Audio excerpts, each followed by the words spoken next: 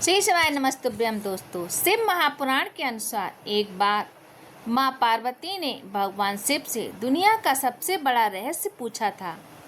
तब भगवान शिव ने दुनिया के सबसे बड़े पाप और पुण्य के बारे में बताया था। तो चलिए हम भी जानते हैं कि आखिर भगवान शिव ने पार्वती माँ को क्या क्या बताया था।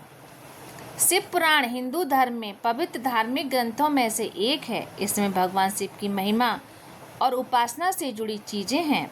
हिंदू धर्म में तमाम वेद पुराण हैं।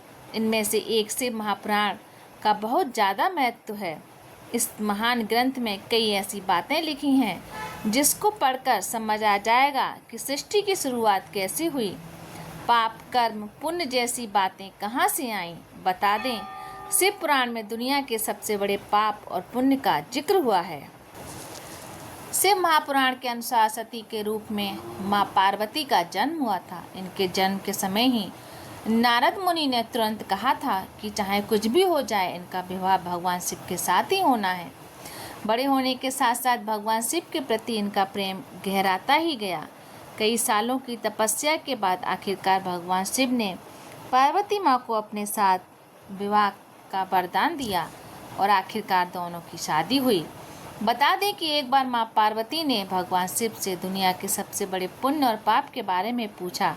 तब शिव जी ने सिर्फ एक बात कही थी कि नास्ति सत्यातो परो नारतात पातकम परम। माँ पार्वती के सवाल पर भगवान शिव ने जो श्लोक बोला, उसका मतलब अब आसान शब्दों में समझते हैं। इस श्लोक का अर्थ है कि सामान्य पूर्वक जिंदगी जीना और हमेशा सच्चे रहना ही सबसे बड़ा गुण और पुण्य है। सबसे बड़ा पाप है बेईमानी करना या फिर ऐसे लोगों का साथ देना। एक इंसान को ऐसे ही कर्म करने चाहिए जिसमें ईमानदारी और सच्चाई हो।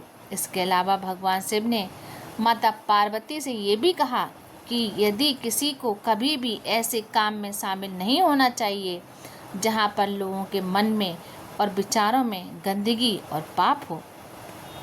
भगवान शिव ने यह भी कहा कि कोई भी व्यक्ति जो भी भोग रहा है वह उसके कर्मों का ही फल होता है। ऐसे में लोगों को अपने हर कदम का चुनाव बहुत ध्यान से करना चाहिए। भगवान शिव ने यह भी कहा कि हर एक चीज़ समस्या का कारण हमेशा से मोह ही है। मोह ही एक ऐसी चीज़ है जो कई चीज़ों में बाधा डालती है। अगर कोई व्यक्ति इस चीज़ से मुक्त हो जाए तो वो दुनिया में कुछ भी हासिल कर सकता है। भगवान शिव ने यह भी कहा कि किसी तरह का लोभ भी व्यक्ति के दुखों का कारण होता है। लोगों को कर्म और शरीर बंधन के चक्र से मुक्ति पाने के लिए अपना सारा समय तपस्या और ध्यान में लगाना चाहिए। तो ये थी शिव पुराण की बातें जो मैंने आपको बताई। तो कैसी लगी, इसे और लोगों तक भी शेयर कीजिएगा। धन्यवाद।